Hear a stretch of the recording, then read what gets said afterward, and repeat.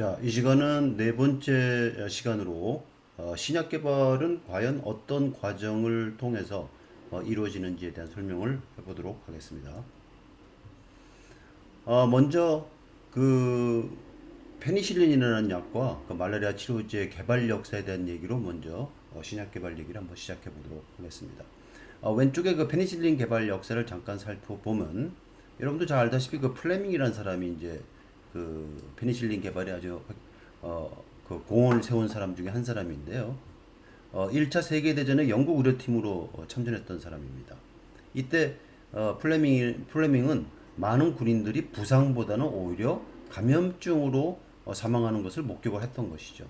그래서 전쟁에서 돌아와 성 메리 병원에서 세균 연구에 매진하던 중 1928년도에 플레밍은 포도당 구균을 키우고 있던 실험 패트리 디쉬 안에 불청객인 푸른색 곰팡이균이 찾아온 것을 확인하게 됩니다. 그래서 이 상황을 예민하게 주시했던 플레밍은 푸른색 곰팡이가 자라나는 곳에 포도당 구균이라고 하는 이 균이 없어진 것을 발견하게 되죠. 다시 말하면 푸른색 곰팡이에 세균을 죽이는 어떤 물질이 있다는 것을 이 사람이 이제 예측을 하게 됩니다.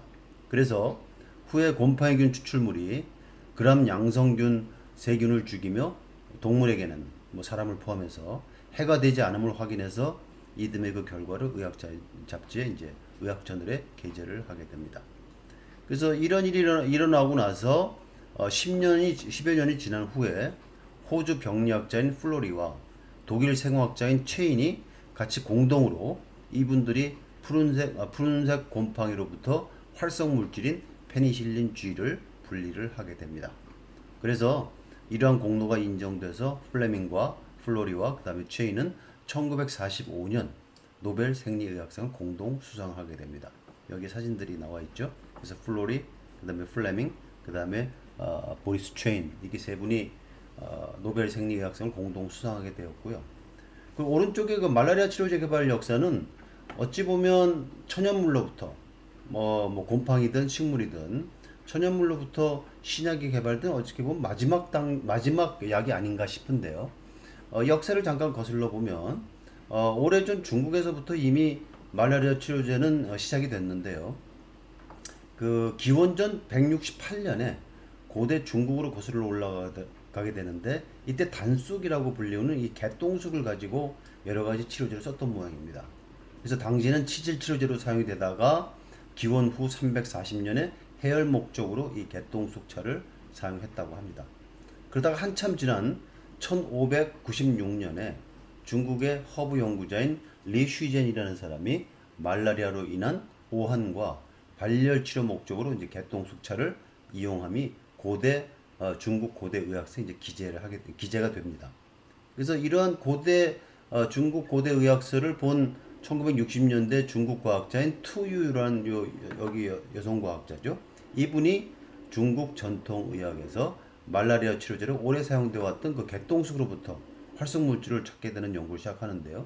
그래서 1972년에 이 개똥쑥 이파리로부터 알테미신이라고 하는 성분 분리에 성공을 하게 되고 이 성분이 병원성이 강한 말라리아균인 플라스모디움 falciparum이라고 하는 것을 효과적으로 죽이는 활성이 있음을 확인하게 됩니다.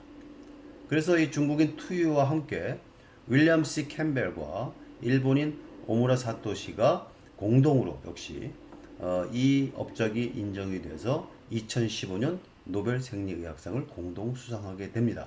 그래서 이렇듯 앞서 시간에 제가 말씀을 드렸었죠. 지금 현재 사용되고 있는 그 치료제들 중에서 과거에는 상당 부분이 이렇게 천연으로부터 뭐 식물이든 아니면 뭐 곰팡이균이든 천연으로부터 어떤 물질들을 발견을 해서 그것이 의약품으로 개발된 사례가 많았습니다만은 최근에는 합성의약품이나 바이오의약품 같은 것이 이제 점점 그쪽으로 방향이 옮겨지고 있다 이 말씀을 드린 적이 있습니다. 자, 그러면 이렇게 신약 개발하는 그 과정에서 우리가 이런 것들은 우리가 완전히 무에서 유를 창조한 케이스가 아니지 않습니까? 어떤 그 식물이나 곰팡이 균 안에 있던 어떤 물질을 우리가 발견한 것 뿐이죠. 그것은 이제 신약 개발로 이어지게 된 것인데, 그래서 그 용어상으로 보면 우리가 두 가지 얘기를 할 수가 있습니다. 그래서 앞서서 얘기했던 페니실린이나 그 말라리아 치료제 같은 것은 디스커버리라는 표현을 쓸 수가 있겠죠. 전통적인. 그러니까 우리가 기존에 있던 것을 찾아서 그것을 신약으로 개발하는 그런 경우를 우리가 발견, 디스커버리라 표현을 한다면 21세기 들어서 신약의 개발은 일종의 인벤션 개념으로 우리가 이해를 하면 좋을 것 같습니다. 그래서 인벤션 개념은 새로운 치료제를 무에서 유를 창조하는 개념이죠.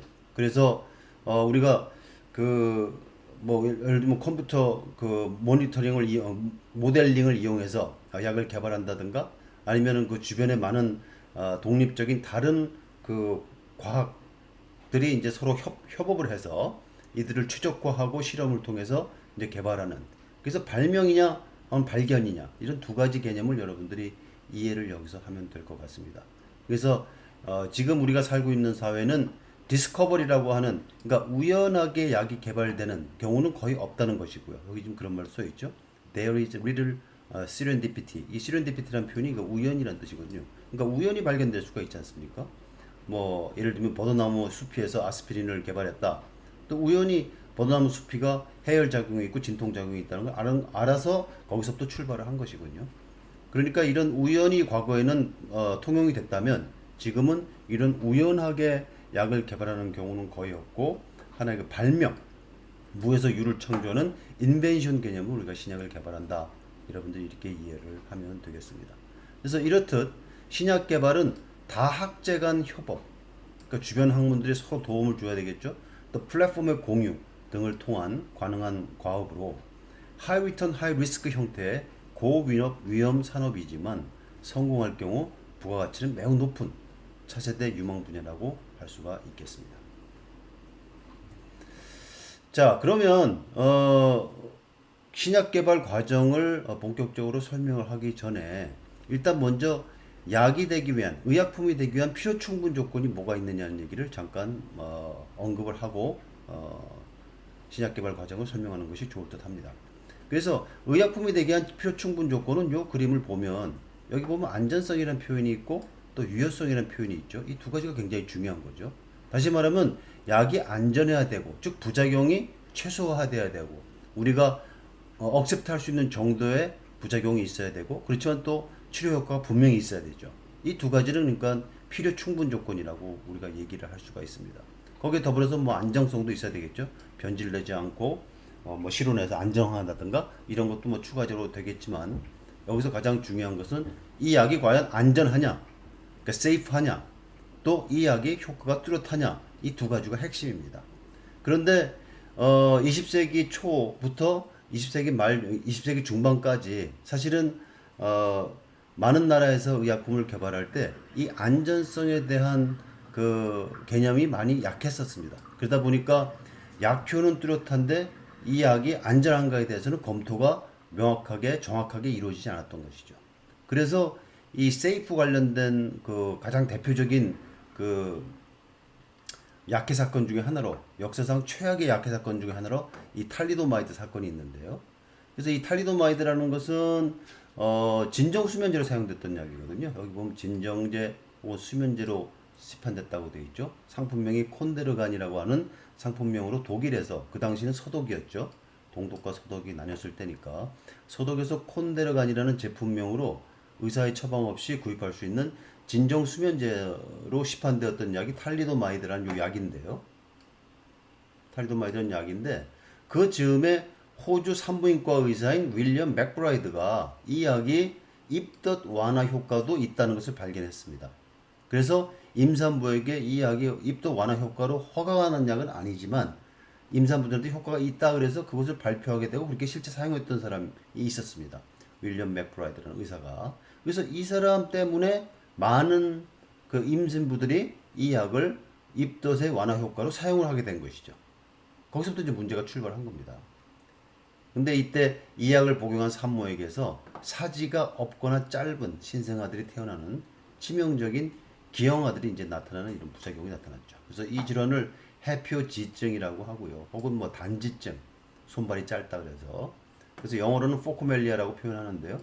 왜 해표지증이라고 이 이름을 붙였는지는 뒤에 잠깐 뒷장에서 설명을 하도록 하겠습니다. 어쨌든 이렇게 기형아로 태어난 아이들을 콘데르간 키즈 혹은 탈리도마이드 베이비라고 이제 불렀으며, 이들은 신체적 기형뿐만 아니라 생존율도 낮았고 성인이 된 아이들도 한평생 후유증을 안고 살아야 했다고 합니다. 자, 그래서 그 과정을 잠깐 지켜보면요. 그래서 이런 부작용이 알려지게 되면서 독일에서는 1961년까지, 그리고 일본 같은 경우는 1962년 5월에야 이제 일본에서 판매가 금지되었어요. 그래서 거의 5년간 사용이 됐던 것이죠. 이런 문제가 있는 약을. 그래서 그 결과로 유럽에서는 8,000명 정도, 전 세계 48개국에서 1만 2천여 명의 이상의 기형아가 태어났다는 것입니다. 그래서 이것을 콘데르간 스캔들로 현대의학 역사상 최악의 약해 사건 중 하나로 기록이 되었습니다. 그래서 유럽이나 일본, 아시아 일부에서는 이런 기형아들이 상당수의 그 어린아이들이 기형아로 태어났는데, 미국은 단 17건의 영아 부작용 사례만 있었다는 것이죠. 거기에는 이 심사관이었던, 의약품 심사관이었던 프랜시스 켈시라는 이분의 역할이 컸는데요. 그 이분의 의견을 받아들여서 미국 FDA에서는 끝까지 이 약의 판매를 허락하지 않았기 때문에 17건만 발생을 했다고 합니다. 그 당시 그 프랜시스 켈시는 이렇게 얘기를 했다고요. 서류 미비, 자체 실험 자료 미비, 태아에게 미치는 영향 검토의 불충분 등을 발견하고, 이 제약사가 아주 집요하게 6번에 달하는 승인 요구를 모두 거부했다고 합니다.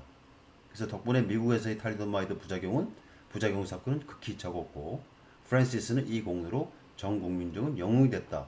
또 대통령 케네디로부터 훈장을 받았다고 합니다.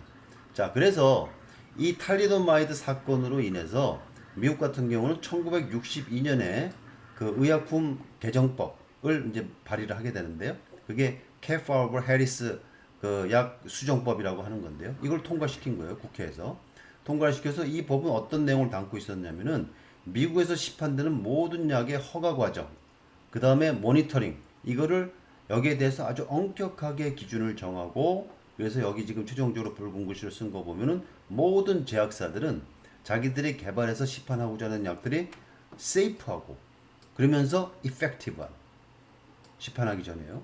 이 두 가지를 반드시 여기에 대한 충분한 자료를 제출을 해야 그거를 검토를 해서 의약품 허가를 여부를 결정하겠다. 이게 바로 케파버 해리스 드럭 어먼드먼트 액트가 되겠습니다. 그러니까 결국 이 두 가지라는 거죠. 이 약이 과연 안전하냐, 또 이 약이 충분한 효과가 있느냐. 여러분들 이 두 가지 필요 충분 조건 여러분들 꼭 기억을 해둬야 것이 좋을 것 같습니다. 그러니까 다시 말하면 약이 단순히 안전하다고만 해서 약이 되는 것은 아니죠. 왜냐면 효과가 있어야죠. 반대로 효과가 아주 뚜렷하지만 안전하지 않다면 그건 역시 약이 될 수가 없다. 이제 그런 개념이 바로 이 탈리도마이드 사건으로 인해서 최종적으로 전 세계적으로 이 법이 신약 개발하는 방법들이 이제 표준 방법들이 이제 다 허용이 되고, 그 방법에 따라서 신약을 개발하는 일들이 벌어지게 된 것입니다. 자, 그럼 신약 개발 과정은 과연 어떤 단계를 거쳐서 이루어지는지에 대해서 잠깐 설명을 해보도록 하겠습니다. 그래서 이 그림의 위쪽을 먼저 보시면 이 기초 연구 단계가 있고요. 그 다음에 이제 신약을 본격적으로 개발하는 단계가 있고, 마지막으로 시판하는 단계, 이렇게 나눌 수가 있고요.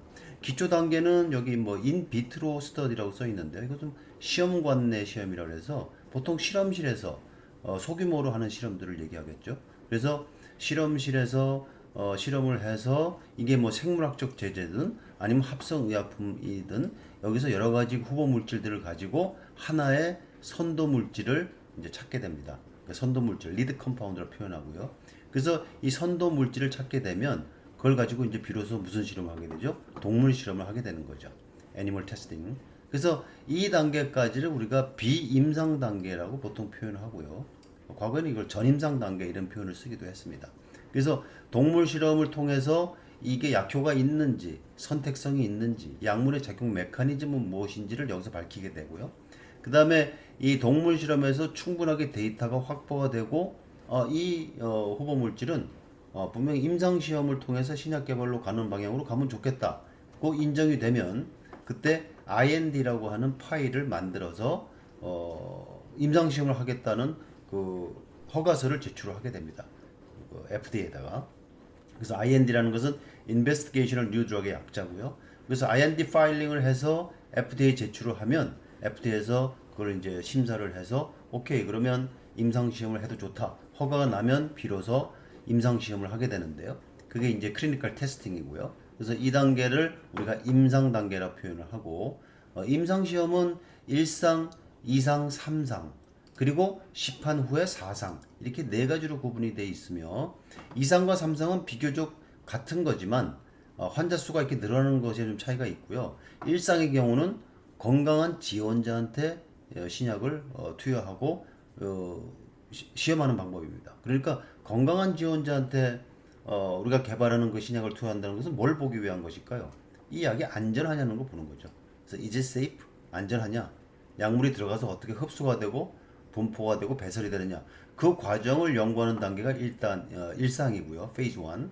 그다음에 2상, 3상은 비로소 이제 그 환자를 대상으로 만약에 여러분들이 뭐 고혈압 치료제를 개발한다. 그러면 고혈압 환자를 대상으로 2상과 3상을 하는데 2상은 뭐 100에서 200명 정도의 환자, 3상은 1000명에서 6000명. 이것은 이제 시험에 따라서 다르고요. 나라에 따라 다르고 환자가 얼마만큼 있느냐에 따라 다르지 않겠습니까? 그래서 이것은 뭐 평균적으로 이렇게 얘기를 하는 것이고 2상과 3상은 이렇게 환자의 그 집단이 좀 숫자가 다르다는 것 뿐이고요. 여기서 한 가지 여러분들 주목해야 될 것은 그러면 2, 3단계에서는 아까 1단계에서는 주로 뭘 본다 그랬습니까?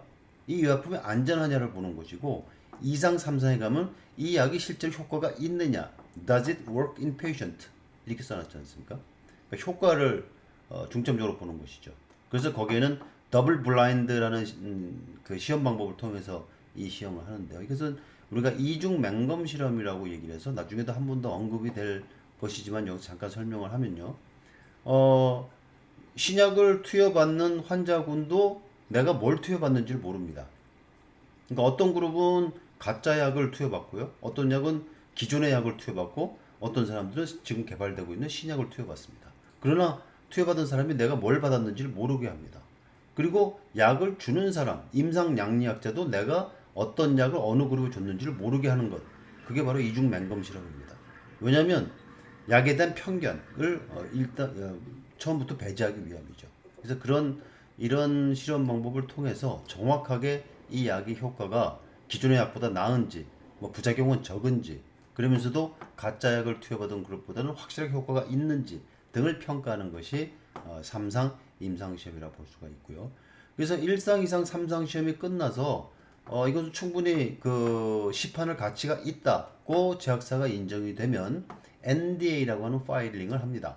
NDA는 New Drug Application, 신약 신청이라는 뜻이고요. 그래서 NDA를 제출하면 FDA에서는 큰 문제가 없는 한 18개월 이내에 이걸 yes or no를 답을 해줘야 됩니다. 제약사에다가. 그러나 물론 이건 평균적인 얘기고요. 워낙 많이 밀려있기 때문에 그 허가를 받는데 시간이 꽤 걸리는 것이 현실입니다. 어쨌든 그래서 NDA 파일링을 하고 FDA에서 시판을 허용을 하면 그때부터 이제 시판이 되는 건데요.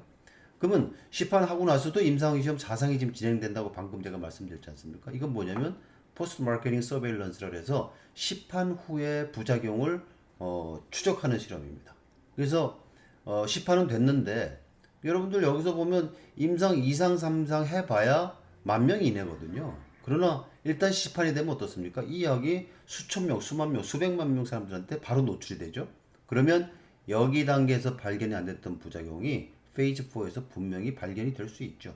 또 그 발견된 부작용이 치명적이라고 한다면 그 약은 더 이상 시판하지 못하게 할 수도 있고 아니면은 그 부작용을 약의 설명서에다가 삽입을 하는 걸 요구할 수도 있고 그러니까 여러 가지 방법을 하는 그러니까 이 임상 사상이 아주 매우 중요한 역할을 한다는 것을 볼 수가 있습니다.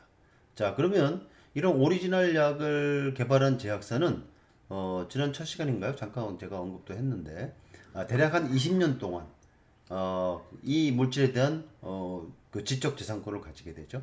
그래서 아주 그 독점적으로 이 약을 판매를 하게 되고 20년이 지나면 거기에 대한 뭐가 만들 수 있다고요? 지네릭 드럭. 지난번에 얘기했었죠. 이게 바로 복제약을 다른 제약사에서 동일한 성분을 가진 복제약을 팔 수가 있다. 그렇게 해서 신약 개발 과정은 기초 연구 단계에서 개발 단계, 시판 단계로 이어지는 것이고요. 그래서 비임상 단계는 아까도 말씀드린 바와 같이 동물 실험하고 실험실 내 그 시험관 내 시험 이걸 포함해서 비임상 단계라고 하고 이때는 약효를 보는 것, 약의 선택성, 약물의 작용 기전. 물론 이것들도 임상 시험에서 봅니다만은 일단 동물 실험에서 이런 것들을 눈여겨 보는 것이 중요하고요. 그래서 안전성 같은 경우 이 약이 선택적이냐, 뭐 독성이 덜하냐 이런 안전성은 치료 지수라는 TI 밸류를 계산함으로써 예측이 가능합니다. 그래서 요거는 잠깐 뒷장에서 개념을 설명을 하도록 하겠습니다. 임상 단계는 여기 설명서를 잠깐 보면 1상에서 3상 이후 신약 신청 NDA 파일을 FDA 제출하고 허가를 얻으면 4상 임상 이건 아까 시판 후 부작용 추적이라고 그랬죠. 진행하며 심각한 부작용이 발생 시에는 허가를 취소할 수 있다는 것이죠. 예를 들면 과거는 이랬습니다. 10,000개나 25,000개 후보 물질 중에서 최종 1개 물질이 죄송합니다. 신약으로 허가를 받으니까 평균 10년에 1조 원가량 드는 신약 개발은 대표적인 하이 리스크 하이 리턴 사업이다 이렇게 볼 수가 있겠습니다. 이거는 제가 평균적으로 얘기한 것이고요. 지금은 1조 원보다 훨씬 많은 돈이 듭니다. 그러니까 그만큼 신약 하나를 개발하는 것이 얼마만큼 지난한 노력이 필요하고 돈이 많이 드는 사업이다. 것을 여러분들이 알 수가 있습니다. 그래서 앞서서 약물의 안전성, 선택성을 우리가 알기 위해서는 치료 지수를 계산해야 된다. 아까 잠깐 말씀을 드렸는데요. 앞서서 제가 그 약을 개발하는 과정에서 중요한 게 뭐라 그랬습니까? 약이 안전하냐도 중요하고 약이 효과가 있느냐 두 가지가 다 필요 충분 조건이 갖춰질 때 비로소 이 약은 우리가 사용을 할 수가 있는 것이죠. 그러니까 안전하다는 것은 매우 중요한 안전하다는 것은 다른 말로 표현하면 뭐죠? 이 약물이 우리가 표적 타겟이 되는 그 물질에 선택성이 있느냐 우리가 지금 개발하고 있는 약이 그러니까 선택성이 있느냐 없느냐 하는 것이 굉장히 관점 여기서 우리가 봐야 될 핵심인데요. 그래서 이 그래프는 조금 여러분들이 뭐 어렵게 생각할 수도 있는데 조금 쉽게 설명을 풀어서 설명해 보면 만약 여러분들이 수면제를 지금 개발하고 있다고 생각을 해봅시다. 그럼 지금 동물 실험 단계에서 어떻게 안전성을 평가하냐 하면은 요 수면제 같은 경우 히프노시스가 바로 수면제거든요. 근데 수면제 용량이 어느 정도 이상이 되면 그러니까 치료 용량 범위에서 벗어나서 한참 높은 용량을 쓰게 되면 그 동물들은 죽을 수가 있겠죠. 여러분들 수면제 과다하게 먹으면 사망하지 않습니까?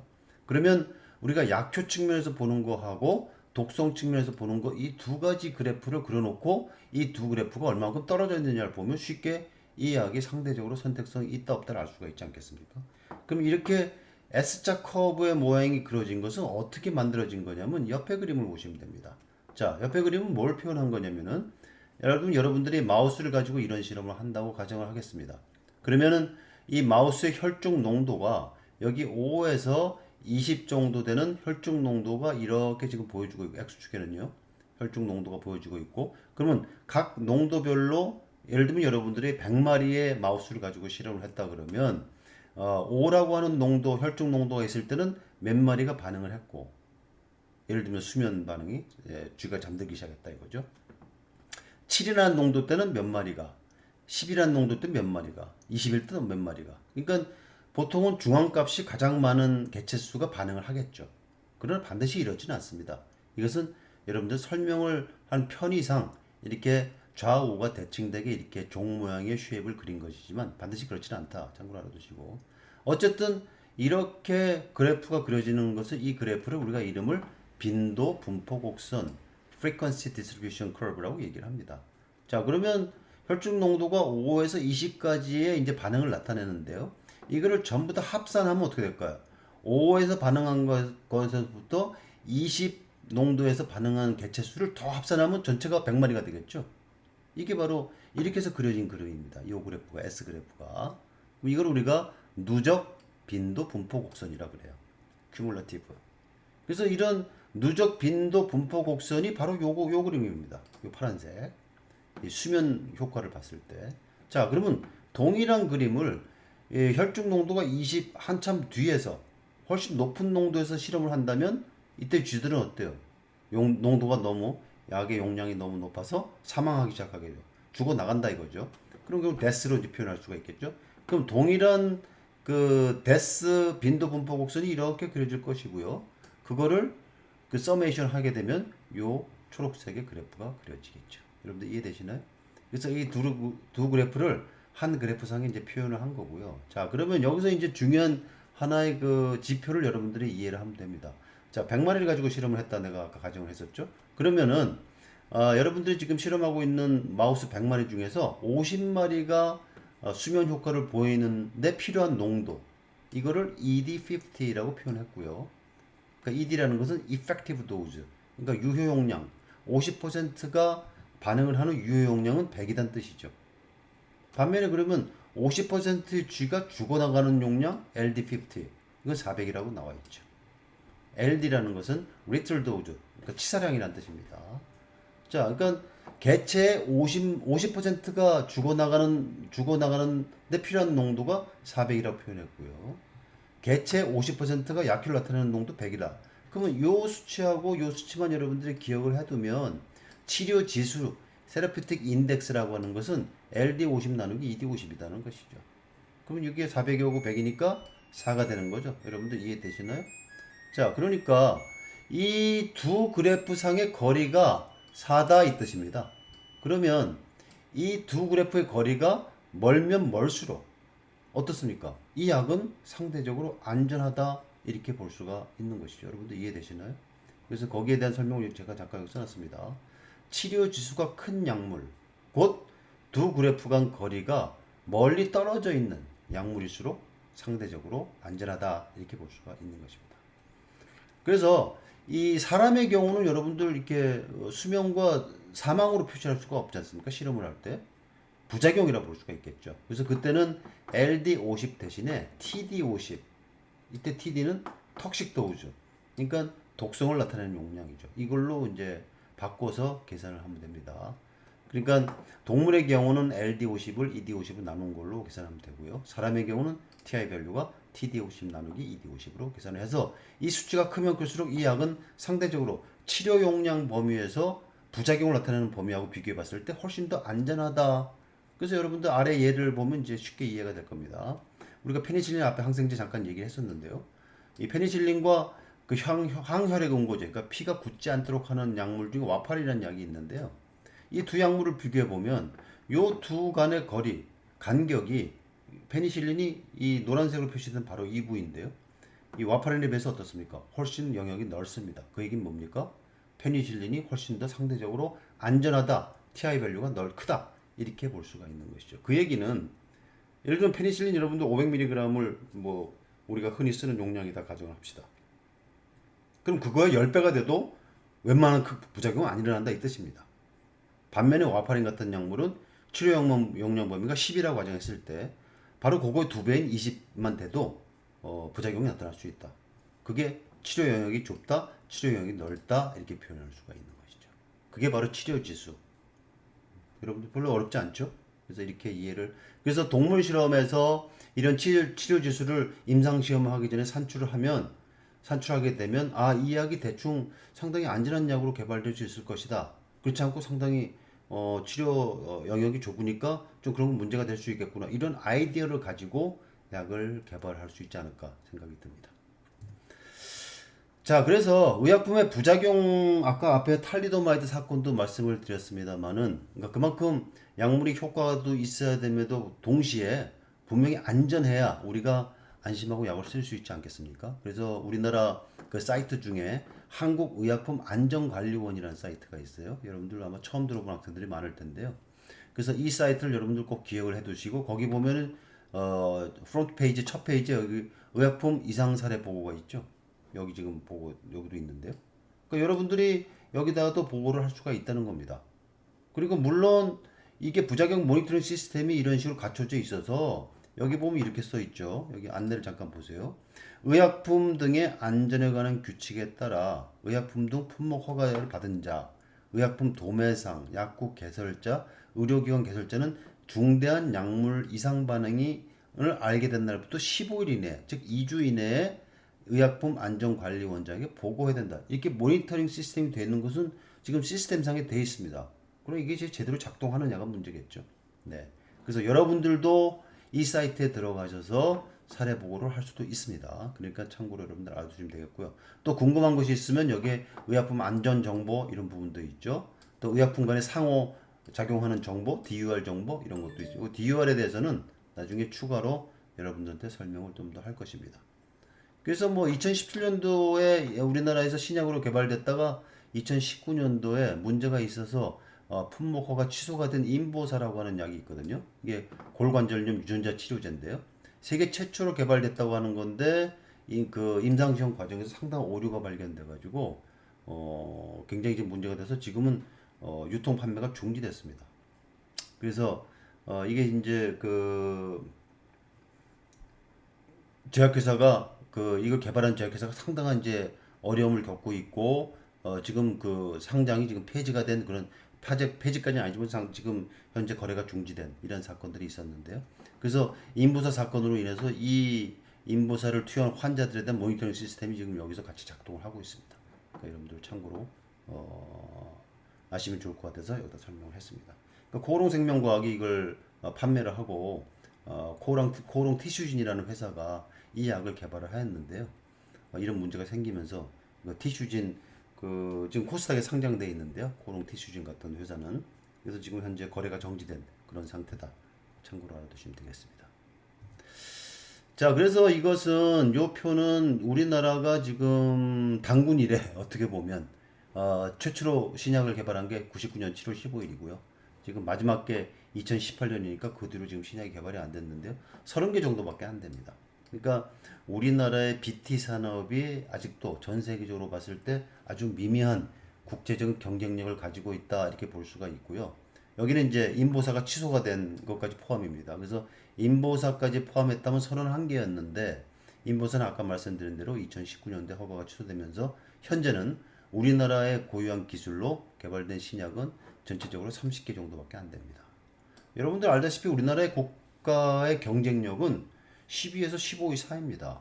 그런 정확하게 참 흥미로운 일은 우리나라의 그 과학자들이 외국에다가 그 논문 제출한 그 국제 논문 수하고 거의 일치합니다.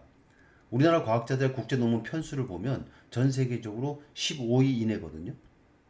그게 우리나라 국가 경쟁력과 거의 비슷하다 이런 개념이죠. 또 여러분들 잘 알다시피 IT 같은 경우도 우리나라가 상당히 국제적으로 경쟁력을 가지고 있고요. 반면에 BT 산업은 지금 전 세계적으로 30위권 바뀌니까요. 우리나라가 아직도 좀 더 분발해야 될 분야가 아니냐 생각이 듭니다. 자, 그래서 그러면 우리나라 국내 제약사가 어떤 문제가 있길래 아직도 BT 산업이 이렇게 국제적인 경쟁력을 가지고 있지 못하냐? 세 가지 문제가 있습니다. 중소 제약사가 난립돼 있다. 그러니까 400여 개의 제약사들이 있는데 그 중에 정말 신약을 개발할 수 있는 능력을 가지고 있는 회사는 열 손가락 꼽거든요. 그만큼 중소제약사가 난립돼 있고 이런 회사들이 존립하기 위해서는 복제약 개발에만 좀 올인하는 경향이 있고요. 그래서 이 부분은 의약분업 얘기를 할 때 조금 더 얘기를 할 것이고요. 또 하나 이제 심각한 문제는 외국의 완제품 약을 그냥 수입해서 판매하는 상품 매출 위주로 영업을 한다는 것이죠.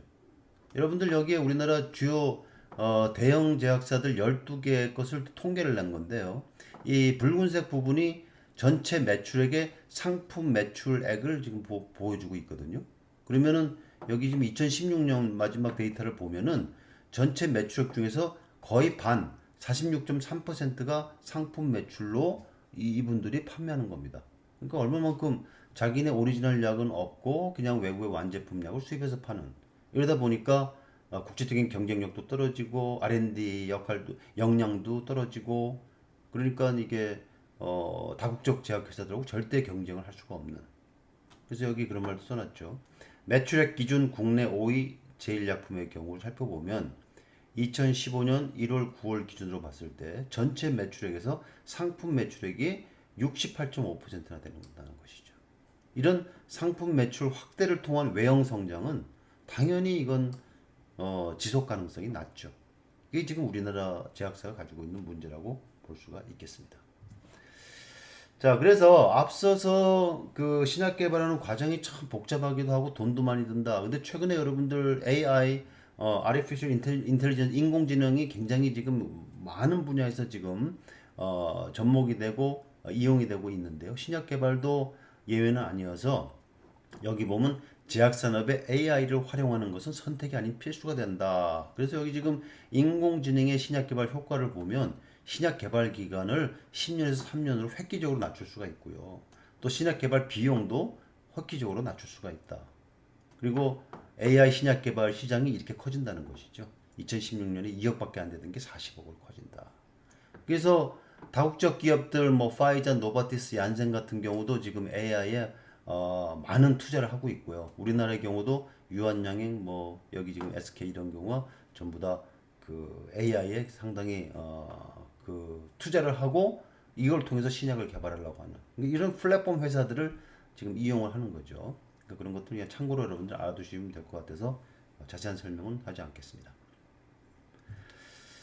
자, 그래서 이런 식으로 이제 우리가 신약을 개발하는데 또 하나 우리나라 같이 아직도 이제 BT 산업이 조금 취약한 그 다국적 기업에 비해서 상대적으로 제약 환경이 열악한 이런 나라들은 우선 할 수 있는 방법 중에 신약을 개발할 수 있는 방법 중에 하나가 신약 재창출이라는 방법이 있습니다. 이걸 영어로는 drug repositioning 혹은 repurposing이라 해서 DR이라고 표현을 하는데요. 그럼 이게 왜 우리나라 같은 상대적으로 제약 환경이 열악한 나라에서 굉장히 효과가 있었고 좋은 방법이 될까 잠깐 설명을 해보면 이렇습니다. 신약 개발은 기초연구, 동물실험, 임상실험을 거쳐야 하는 HRHR 사업으로 천문학적인 돈과 오랜 시간의 노력이 필요하기에 다국적 제약사들이 독점할 수밖에 없죠. 최근 인공지능 플랫폼을 이용해서 신약 개발을 시도하는 이유도 바로 막대한 경비와 시간을 줄여보고자 함이죠. 자, 그러면 실제로 그럼 신약 재창출을 어떻게 하느냐 방법을 잠깐 설명해 드리면 인공지능 기술을 접목할 수 있는 분야 중에 하나가 과거 임상에서 실패한 약물 혹은 현재 시판되고 있는 약물을 다시 평가해서 새로운 약효를 가진 의약품을 찾는 방법인데 이걸 DR이라고 표현한다 그랬죠. 그래서 그 예가 바로 이것입니다. 코로나 바이러스 치료제는 렘데시비르. 여러분들 렘데시비르라는 약이 코로나가 한참 창궐하던 작년 중반쯤에 이 약이 그 시판됐다. 아마 이 얘기를 들었던 기억이 날 겁니다. 원래 이 약은 에볼라 바이러스 치료제로 개발됐던 약이거든요. 근데 임상심사 3상까지 가가지고 효과가 별로 없다. 그래서 실패돼서 이건 사장됐던 약입니다. 근데 이거를 다시 재평가를 한 거죠. 코로나에도 효과가 있을까? 그래서 이걸 재창출을, 그러니까 재평가 해봤더니 효과가 좀 있다. 그래서 2020년 5월 2일에 미국 FDA가 코로나19 치료제 렘데시비르를 긴급 사용 승인 조치를 내린 바가 있습니다. 그러니까 이런 게 바로 뭐예요? 신약 재창출이라는 거죠. 그게 이제 AI를 사용했을 때 훨씬 더 효과적으로 할 수 있다. 그럼 왜 이런 식으로 우리가 하면 좋은가 하는 방법을 여기 설명해 보면 DR은 기존 약물의 적응증을 재탐색하여 새로운 질병 치료제를 쓰고자 하는 시도다. 이 방법이 가능한 이유는 한 가지 약물이 특정 표적에만 작용하지 않고 다른 단백질 기능에도 영향을 미칠 수 있기 때문이다. 또한 현재 시판되고 있는 여러 약물들의 최적화된 조합을 찾아서 새로운 약물로 허가를 받는 것도 좋은 전략이다. 그러니까 여러분들 우리가 뭐 지금 현재 기존에 쓰고 있는 A라는 약이 있다고 합시다. 뭐 이 약이 예를 들면 뭐 고혈압 치료제를 쓰고 있다. 근데 이 약의 표적이 한 가지만 되는 게 아니거든요. 그렇다 그런 약은 세상에 존재하지 않습니다. 100% 이러한 표적에만 이 약물이 타겟으로 해서 치료 효과가 있다. 이런 약은 절대 없습니다. 그러니까 이런 표적에도 작용을 하고 저런 표적에 작용하기 때문에 그런 어떤 그 표적을 우리가 그 빅데이터를 가지고 이제 데이터를 마이닝을 해보면 아 이런 데도 효과가 있을 수 있겠다. 근데 그런 걸 AI가 도와주는 거죠. 그러다 보면은 전혀 엉뚱한 우리가 기대하지 못했던 그런 곳에서 새로운 적응증을 우리가 찾을 수도 있고요. 아니면 훨씬 더 적은 부작용의 약으로 다시 재탄생할 수도 있고요. 아니면 여러 가지 약물을 조합해서 새로운 어떤 약으로 허가를 받을 수도 있는 뭐 그런 경우 우리가 신약 재창출이라고 그러고 우리나라 같은 경우가 훨씬 굉장히 매력적인 분야다 이 얘기를 앞에서 했었죠. 그래서 신약 재창출은 다국적 기업에 비해서 상대적으로 제약 환경이 열악하고 신약 개발 경험이 적은 국내 제약사들이 우선적으로 추구할 수 있는 매력적인 분야다 하는 것입니다. 자, 그래서 마지막으로 잠깐 재밌는 얘기를 잠깐 하드리기 전에 20세기 약과 21세기 약을 잠깐 비교해 보면은 1900년대 20세기에 개발된 약들은 페니실린과 같이 사람들의 생사를 좌우할 수 있는 치료제였다고 한다면 21세기 2000년 넘어서는 삶의 질을 올릴 수 있는 라이프 스타일 약에 대한 관심이 높은 세대라고 볼 수가 있습니다. 그래서 1900년대는 죽고 사는 문제, 뭐 페니실린이나 인슐린이 없었으면 사람들이 죽었겠죠. 그 많은 사람들이 생명을 살린 게 페니실린 아닙니까? 또 많은 당뇨병 환자도 살린 게 인슐린이고요. 반면에 21세기 들어서는 삶의 질을 조금 더 사람들 관심을 가지게 되고 그러다 보니까 이런 약들이 탄생을 한 거죠. 여러분들 발기부전 치료제 비아그라 아시죠? 이 약이 없으면 사람이 죽습니까? 그렇지 않습니다. 비만 치료제 마찬가지고요. 대머리 치료제 프로페셔 마찬가지고 여기는 표시가 안 돼 있지만 뭐 여드름 치료제 그거 없으면 죽는 건 아닙니다. 그러나 삶의 질에 큰 차이가 있죠. 그래서 그런 약들에 대한 관심이 높아지는 게 21세기 약이다는 그런 관점을 여러분들 좀 이해하면 좋을 것 같고요. 그래서 한번 그 옛날에 그 저기 덕성여대 이은복 교수라는 그 교수가 그 그림을 그리신 분인데요. 이분이 어떤 그 기사를 어떤 냈던 기사를 제가 한번 본 적이 있는데 그 비아그라 탄생하고 나서 이분이 이제 이런 그림을 그리면서 재밌는 얘기를 쓴 기사가 있었는데 그 내용을 잠깐 소개해드리면 당시 비아그라의 그라 전미사를 이용해서 그 당시 덕성여대 이은복 교수가 그린 만화에 전 세계 제약업계가 돈방석을 꿈꾸며 기발하고 기상천외한 남성들을 상대로 한 약들이 개발되고 있다는 걸 소개한 적이 있다. 그래서 여러분들 여기 보면 웨이아그라, 그러니까 그라라는 전미사를 붙여서 약을 개발했다는 거죠. 상품명으로 컨시퀀타그라, 컴플리멘타그라, 건수마그라, 안티텔레그라. 내용을 보면 이렇습니다. 웨이아그라는 엉뚱한 자존심과 오기로 모르는 장소에 가서도 길을 묻지 않고 헤매는 남자들. 여러분 주변에 보면 가끔 이런 분들이 있습니다. 이 약을 복용한 남성 운전자 중에 72%가 차를 멈추고 길을 물어봤다는 것이죠. 반면 복용하지 않은 남성은 0.2% 그쳤다. 또 컨시퀀타그라, 여기 컴플리멘타그라 보면 이것도 재밌는데요. 아내의 무관심하고 칭찬에 임색한 남성 대상의 약으로 이 약을 복용한 50대 중반 남성 가운데 82%가 아내가 미장을 해서 머리 스타일 바꾼 것을 알아보았다는 실험 결과. 콘수머그라 이것도 재밌는데요. 아내에게 인색한 9두세 남편을 겨냥한 아니면 뭐 그 여자친구한테 인색한 남친을 겨냥한 신약 이렇게 볼 수도 있겠죠. 그래서 임상 실험 결과 이 약을 복용한 남편들은 이틀 동안 아내에게 값비싼 선물을 해주고 싶다는 강한 욕구를 느꼈다는데 그 문제는 구입한 물건의 반품 기간까지 약효가 지속되지 않았다. 이런 재미난 얘기도 써 있습니다.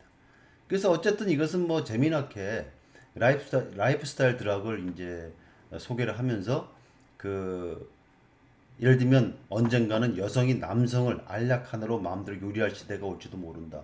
반대 경우도 이제 성립할 수가 있고요. 그래서 여러분들은 어떤 약을 원하냐? 우리가 마치 그 옷을 우리가 마음대로 디자인해서 옷을 만들듯이 테일러메이드 드락을 만들어 드립니다. 이런 표현을 썼습니다. 그래서 여러분들은 어떤 약이 있으면 좋을 것 같습니까? 옛날에 학생들한테 한번 물어본 적이 있더니 어떤 학생들은 뭐 엄마 말을 잘 듣는 약, 뭐 노래를 잘 부를 수 있는 약, 뭐 재미나는 아주 기상천외한 약들이 나왔던 것을 기억을 합니다. 근데 그런 것들이 꼭 불가능하다고 볼 수가 없죠. 그러니까 여러분들이 마음을 열고 우리가 창조적인 생각을 하고 조금 더 엉뚱한 생각을 해본다면 오히려 이런 것들이 이제 전 세계적으로 크게 히트칠 수 있는 약이 개발될 수 있다 이렇게도 생각을 할 수도 있겠습니다. 자, 그래서 오늘 4강 신약 개발 과정에 대한 설명은 이것으로 마치도록 하겠습니다.